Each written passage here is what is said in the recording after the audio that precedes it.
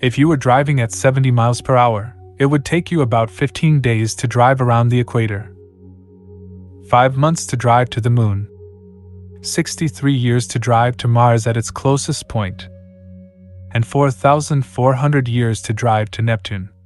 The solar system alone is huge. In 1977, we sent a probe, Voyager 1, into space at 38,000 miles per hour, and it didn't exit the solar system until 2012.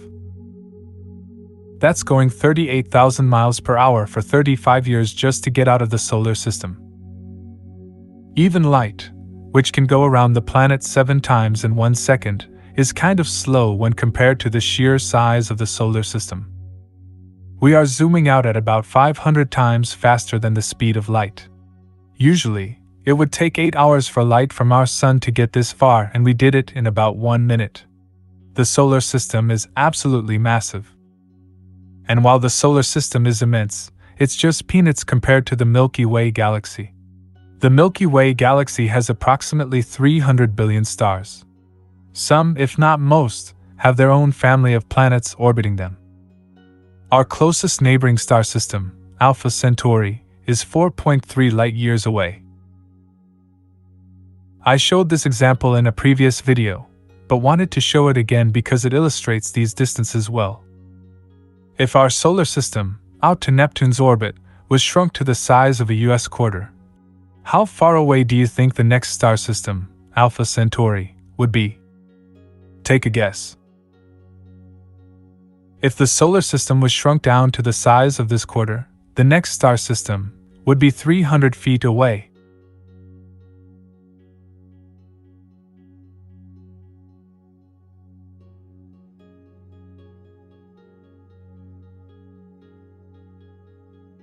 Earlier, I mentioned that it would take 4,400 years to drive to Neptune. Now, imagine how long it would take to drive to the next star. Even something going the speed of Voyager, 38,000 miles per hour, would take 77,000 years to get there. The next star system is extremely far away. Again, there is Alpha Centauri, and we will use this orange sphere, which represents the theoretical Oort cloud, to show the extent of our solar system. The Oort cloud is an immense, spherical cloud surrounding our planetary system and extending approximately 1 light-year from the Sun. It's 1 or 2,000 times larger than the orbit of Neptune. And for those of you wondering, this is how far Voyager has made it. Let's continue our journey. That's Betelgeuse, a star that's 640 light-years away and 1,000 times bigger than our Sun. We'll come back to Betelgeuse in a moment. As we keep zooming out, you will see the radio sphere. This is how far our earliest radio transmissions have traveled over the last 100 years or so. Our radio transmissions, although highly degraded by now, have reached about 15,000 star systems. Just 1/20,000,000th of the stars in the Milky Way. And there is Betelgeuse again. If you look at Betelgeuse in the night sky tonight, the light that you'd be seeing left its surface about 100 years before Columbus sailed for the New World. It's been traveling that long at the speed of light and is just now reaching our planet. What's even more astounding is, in universal terms, Betelgeuse is fairly local. And to blow your mind even more, our radio sphere is just a tiny blip in the Milky Way.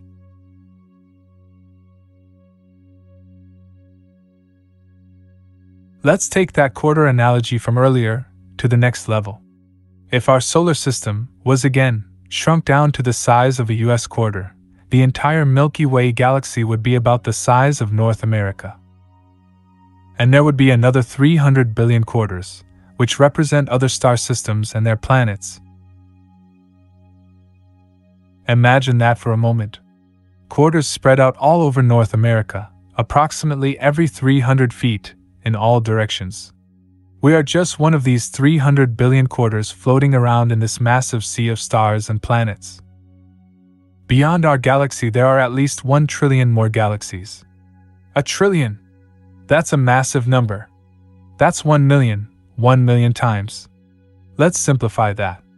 Let's say you have a group of 1,000 cats. And there are 1,000 of these groups. So, 1,000 groups of cats, each with 1,000 cats in them. That's 1 million cats. Now, for 1 trillion, each and every single cat, remember, there are 1 million altogether. But each and every single cat would represent another 1 million cats. That's a lot of cat fights. A trillion is 1 million, a million times. It's an insanely huge number. This cat would represent 1 million cats. And this cat would represent another 1 million cats. Every cat here represents 1 million cats. That's how many galaxies are out there. Our nearest neighboring galaxy is the Andromeda Galaxy. The Andromeda Galaxy, which is 2.5 million light-years away, is currently speeding toward us at over 670,000 miles per hour. As it gets closer, our night sky will change drastically. Andromeda has about 1 trillion stars, and when it collides with the Milky Way and its 300 billion stars, it's actually very unlikely that even a single star from either galaxy will collide with one another. I'm sure this comes as a surprise to some, but that really illustrates the sheer amount of space between stars in the galaxy. It's more of a gravitational collision than an actual collision. Maybe these galactic collisions allow for life to travel between stars and galaxies. Galaxies are not the static systems we once believed them to be. They are a moving, breathing system. As we zoom out, we see our local group of galaxies, and then the Virgo cluster, made up of more than 1,500 galaxies. Next, the Virgo supercluster is made up of some 20,000 galaxies, but this is just a small lobe of an even bigger supercluster, Laniakea, made up of approximately 100,000 galaxies. 100,000 galaxies, each with hundreds of billions of their own stars and planets. There are another 10 million superclusters like Laniakea in the observable universe. As we keep zooming out, you will see more and more galaxies that have been mapped out. These are real galaxies and their locations, and this is just a tiny amount of what's actually out there. There are hundreds of billions more galaxies, they just haven't been mapped out yet. The dark area is called the void of obscuration. These areas are blocked from observation by dust and other stars within our own Milky Way galaxy. As the distance gets greater, the black area, or the blocked portion, gets wider and wider. The red points are also galaxies. The light from these galaxies has taken so long to travel to Earth that we are seeing these galaxies as they were at their infancy, billions of years ago. We are seeing billions of years into the past. In fact, anytime you look at the stars, you're seeing into the past.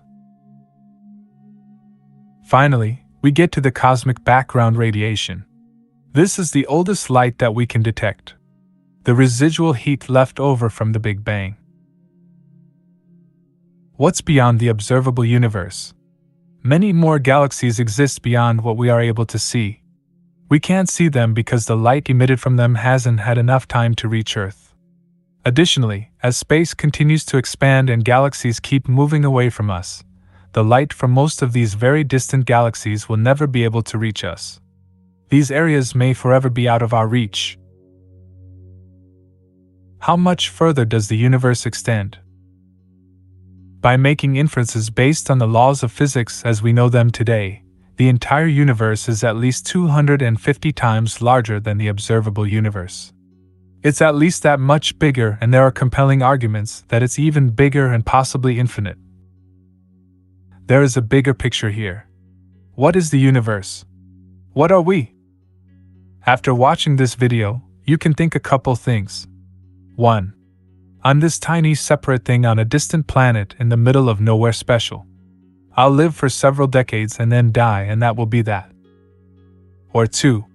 You may be thinking, wow, I'm a part of this unimaginably large, possibly infinite universe that is potentially teeming with life. A part of this thing that I don't really understand. A thing that, well, no one truly understands. A part of this planet. A part of this node in the sea of space that is coming to life. And things can get very metaphysical after that. Within our current scientific understanding, it's easy to feel alone in the universe. We believe that we are separate beings, floating around on a tiny rock in a vast and seemingly dead universe. This is an old and outdated paradigm that needs to be updated. We need to re-examine a few key assumptions and learn to let go of these old beliefs for ourselves and for humanity. I'll be covering these key assumptions in future videos, but to give you a sneak peek. First, the idea that you are somehow separate from the universe needs to be obliterated. We are taught that we are individuals, separate from the world out there. Of course, with assumptions and beliefs like that, you will feel like a lost soul, but it doesn't have to be that way. Although we feel that we are independent creatures roaming around, we're not really separate. We're not independent of the world we live in. We are in an intimate, inseparable, symbiotic relationship with the world. Humans and nature are one and the same. We are actually a part of it. A piece of the whole. The universe is not outside of you. You are in it. You're a function of the universe in the same way that one of your skin cells is a function of your whole body. We are an aspect of the universe, so it doesn't make any sense to set yourself apart and say you're an isolated object surrounded by a vast alien entity. You grew from that entity and you're inseparable from it. If you ever feel lost, just remember that the force that guides the stars guides you too. You are a result of nature just as much as a star or planet is. If you're resistant to this and only believe in cold hard science, then consider that we are all made of the same fundamental particles. Or as Carl Sagan said, the cosmos is within us. We are made of stardust. We are a way for the universe to know itself. We are all part of one thing. The same thing. Or if you want to go deeper than that, let's consider what quantum theory says. Everything in reality is made up of unified fields of fluctuating energy propagating throughout time and space. We are all a part of this unified set of fields, inseparable from it. If the universe started as a singularity, then every particle was together and able to communicate with every other particle. You are the universe perceiving itself. The implications of this are extreme. It means that you, the real you, is everything that you see and much, much more. We'll explore that in another video. The second key assumption that needs to be re-examined is our narrow definition of what life is. The distinction between living and non-living is a definitional difference. This division is actually just a concept in our minds, which is why there is so much debate on what is considered to be alive. For example, some say viruses are alive, while others say they are not. Our line between living and non-living always seems to be moving. It's always expanding outwards. We used to think that we were the only intelligent living things. Then we expanded it from ourselves to animals, insects, plants, cells, and now we're asking, are viruses, bacteria, endospores, and DNA alive in a sense? There is no clear consensus on what life is because there really is no clear line where you can say this is living and this is not. We have definitions of what we think is required for something to be alive, life as we know it, but it's a very incomplete understanding of what intelligence is and what being alive means. What if life is more inherent and fundamental to the universe than we've assumed? The universe is not some static mechanistic material thing that we once believed it to be. It's not a bunch of dumb matter floating around aimlessly. The idea of the universe being like a machine grew out of Newton's ideas of a clockwork universe. We now know that the universe is not static like a clock. It is a process of constant change, a process of movement and evolution. The universe is more comparable to an organism than a clock. I'm not saying the universe is an organism. I'm simply stating that it behaves more like an organism than a clock.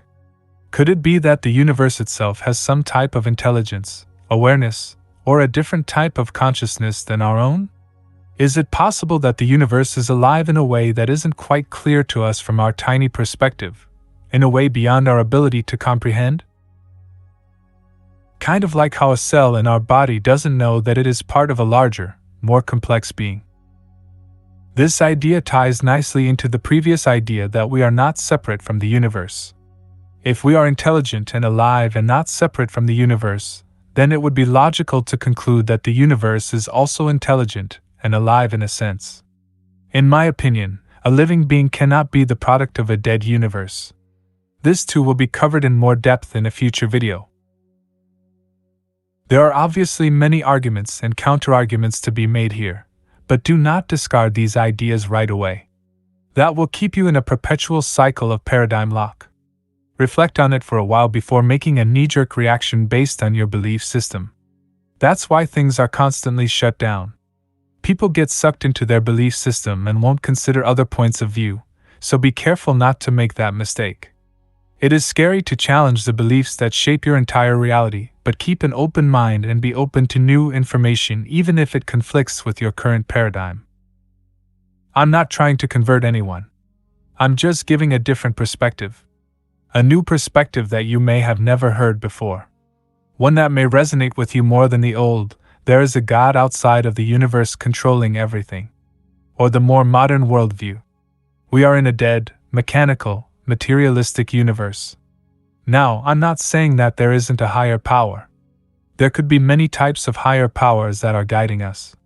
For example, the planet is much more intelligent than we have assumed when we broke it down into our silly little models. Our models are far too simplistic to capture and understand the true intelligence of the planet, stars, and universe. It is a different type of intelligence, which is why we don't really understand it. What we have done is taken something extremely complex and in an effort to try and understand it, we made some simplistic models about its behavior. Then we looked at those models and said, that's all it is. We've forgotten that we oversimplified everything. Now, when we look at the simple models, we say, this planet is pretty simple and dumb, isn't it? It isn't. We're the silly ones for taking a very complex thing beyond our understanding and dumbing it down to an oversimplified model, and then assuming that's all it is. We are just barely beginning to understand what this planet is. We could be living on an intelligent planet, in an intelligent galaxy, in an intelligent universe, which is the manifestation of an intelligence beyond the physical universe. We know nothing, so we must be open to anything. We can debate these ideas all day, but in the end, I believe that we desperately need a new, updated model of the world. One in which we are not separate beings living in a dead universe. Our worldview, our belief system, is at the core of who and what we are. It directly shapes our culture and value system. With that said, which worldview would better serve humanity going forward? One in which we believe that we are all a part of this intelligent, possibly living system? A worldview in which each and every part is just as important, valuable, and worthy as the next. Each with its own purpose and mission. Each just as perfect and contributing towards the whole in their own unique way. Each of us are here for a short time, enjoying our unique journey through the cosmos. And when we're done here, we'll be going back to the source. The greater you, from whence you came. Or a worldview where we believe we are all separate beings living in a dead universe. One which breeds a selfish, us against them mentality. A worldview that creates fear because we believe we are independent beings in a hostile world? I think we can see how that is going, but I do believe it's just part of the evolutionary process. We'll move beyond this paradigm at some point. These are just my opinions based on my experiences. You are, of course, entitled to your own opinions, and I respect them as well. We all have the freedom to choose our own views. These topics will be covered in greater detail in future videos, so please consider checking them out. If you think this video was stellar, please drop a like.